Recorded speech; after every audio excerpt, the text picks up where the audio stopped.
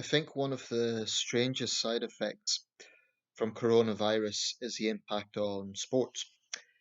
Of course, there's been other things affected as well with the lockdown measures, and seems to be strategies in place, or at least sort of protocol plans for an avenue for some industries to kind of get back into normality of sorts. For example, a British Cinema Association, I don't recall now the precise title of it, but they're talking about making communication with the government based on the science about getting cinemas to reopen possibly at the end of June.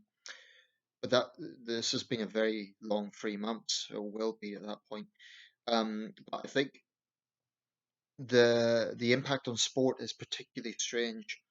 Um, and I could talk about a lot of sports, but I'm going to stick to boxing because that's the one I'm interested in. I can't think of a precedent for this. I'm not sure if during the 1918 influenza there was restrictions on prize fights. I'd need to check box rec. Where places would have had a lot of infections, like big cities, London, New York City, Philadelphia, and so on.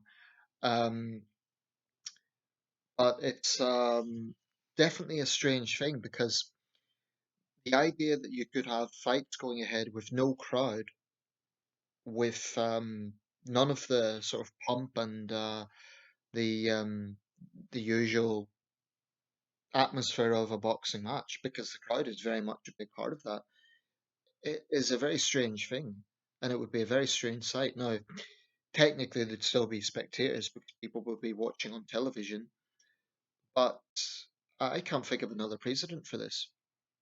So there's a few big fights that have sort of come into the, let's say, crossed over with these restrictions. So, for example, Alexander Povetkin versus Dylan White, Anthony Joshua versus Kubrat Pulev, and I believe Tyson Fury's next fight would be if he had a trilogy with Wilder. But this is an article I'm just looking at by Danny Griffiths in the Metro newspaper. The picture you see there is two fighters, Eleazar Gazo and Byron Castellan, wore masks to weigh in for the fight in Nicaragua last month. The report doesn't say if there was a crowd at that fight or not. Um, but I mean, it would just be a very strange thing because professional boxers, they're not street fighters. They train primarily to fight their opponent, but the psychology of a crowd cannot be underestimated. I mean, at my fight, there were 600 people, so I can't imagine what 20,000, 30,000, or in the case of Joshua Klitschko a few years ago, 90,000 people would be like. It would just be phenomenal. So the idea that you would go into a ring and there'd be no one there except the referee and the judges, it would almost feel like it's some sort of underground thing or a street fight or something. I mean, they'd have all the same rules, of course, but apparently if such protocol was to take place, and I understand the British Boxing Board of Control is in discussion about this, it would mean that the fighters would go in with masks, but they take off the masks for the fight itself. Referees would wear masks. Boxing officials will wear masks. There'd be no round girls. There'd be no audience. Um, Now, obviously, this doesn't. This is not essential workers, right? It's entertainment. It's sport, but it would be a very strange thing, I think, if this was to go ahead. But I think if, I mean, looking at this, it looks like the British Boxing Board of Control is being responsible in what they're proposing.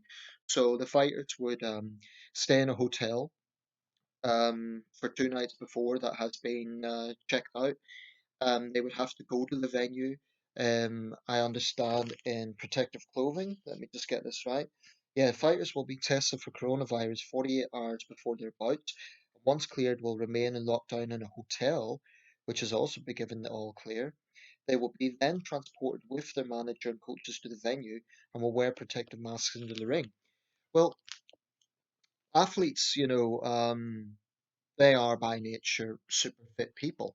So if the regulations state that we're allowed exercise once a day, then technically you could argue that athletes in engaging in their given sport are just engaging in a sort of form of exercise, although it's at competitive level.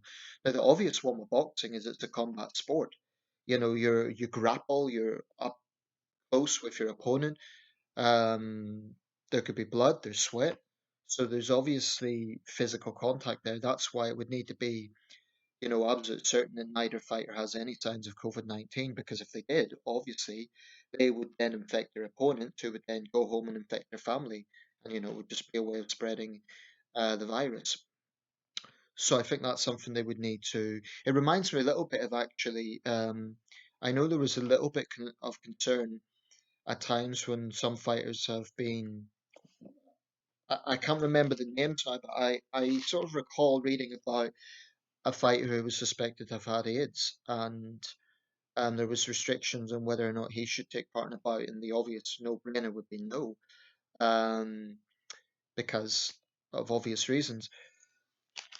I know that Pulev has accused Anthony Joshua of being a card because he wants to fight in his home base. But the thing is, if such a fight took place in Britain in the current environment, there'd be no home crowd anyway. So if the logic is that Joshua, gets bolstered by a very biased home crowd, which he would be, that would kind of be void because the home crowd wouldn't be there. So it would be two men just fighting in front of three judges and a few officials. So all in all, you'd have like 10 men in an arena, literally about 10 people, maybe a little bit more including the cameramen. But it would be a very very different atmosphere from having a crowd of 20,000 people. So or higher than that. So it's interesting to see how this will play out.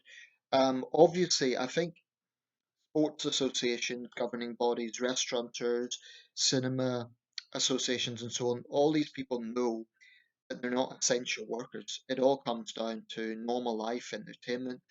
But I mean, if your livelihood is, say, you're a professional boxer, that's your livelihood, it's your income, then it's you're going to be in a position where you want to have a routine in life. I heard that Premiership footballers were suffering depression because they were out of the routine. Now, not many people are going to feel sorry for people who are on the vast salaries that they are on, but I do think it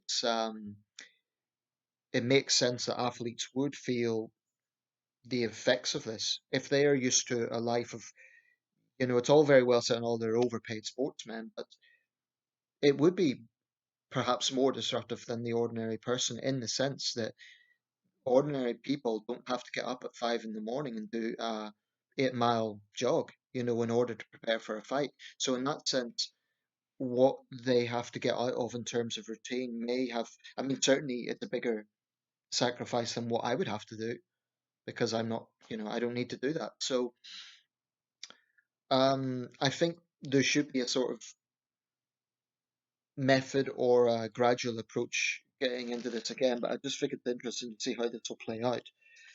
Doctors and ambulances will be in attendance, but they usually would be anyway. Um, Although there would obviously be an issue there about medical resources, i.e., is that a priority when, we have thousands of people affected with COVID-19? Should they be using resources for a non-essential activity? There might be an issue with that. Dylan White's world heavyweight title eliminator with Alexander Povetkin in Manchester on Saturday, July the 4th, could be the first fight held under the new guidelines. Meanwhile, Tyson Fury and Anthony Joshua both intend to box before the end of the year. Of course, professional boxing has changed anyway. Back 50, 60, 70 years ago, fighters were having, they were active all the time. Now it averages about 2 fights a year. So in that sense, it's not much out of the ordinary. Um, Another analogy might be, in the Cold War when there were Olympic boycotts, an athlete had to sacrifice. For example, when the Americans boycotted the Moscow Olympics, American athletes, then all that training they went through, they had to just, I think they could compete under a neutral flag. when the Russians boycotted Los Angeles 4 years later. It's the same thing. So sometimes athletes get caught up in things that are beyond their control.